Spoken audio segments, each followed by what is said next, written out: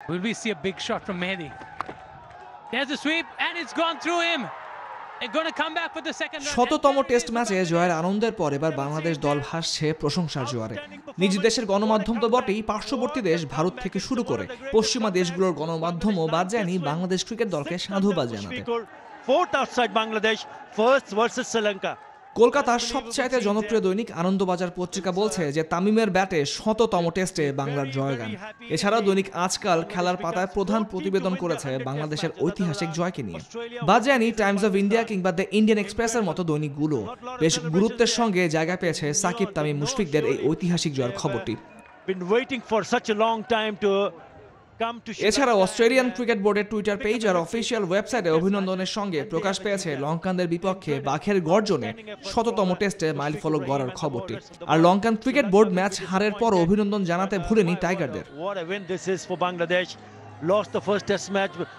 Australia Bharat test series চলার পরও পশ্চিমা গণমাধ্যমগুলো গুরুত্ব দিয়ে প্রচার করেছে পিসারা ওভালের এই ম্যাচকে। বিবিসি, ডেইলি মেল, স্কাই স্পোর্টসের অনলাইন ও টুইটার পেজে অভিনন্দন জানানো হয়েছে আর বন্দনা করা হয়েছে বাংলাদেশ ক্রিকেট দলের পারফরম্যান্সে।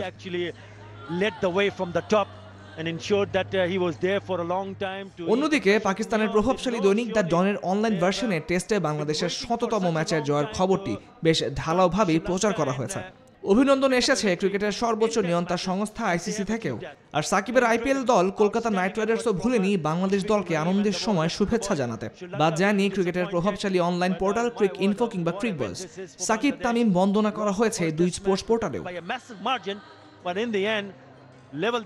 আর দুই সাবেক লঙ্কান গ্রেট কুমার সাঙ্গাকারা আর সোনাথ জয়সূরিয়া টাইগারদের অভিনন্দন জানিয়েছেন টুইটার বার্তায়। আর এই ম্যাচের ভুল থেকে শিক্ষা নিয়ে ওয়ানডে সিরিজে হেরাতদের ঘুরে দাঁড়াতেও বলেন এই গ্রেটরা। তবে বাঘের গর্জনে যখন বধ হয়েছে সিংহ, নিশ্চয়ই সেই লঙ্কা বধের অভিজ্ঞতা অনুপ্রেরণা যোগাবে টাইগারদের সামনের সিরিজে। আর সেই সুযোগ নিশ্চয়ই হেলায় হারাতে চাইবেন না ক্রিকেট বিশ্বের কুর্নিশ আদায় করে নেওয়া সাকিব তামিম মাশরাফিরা।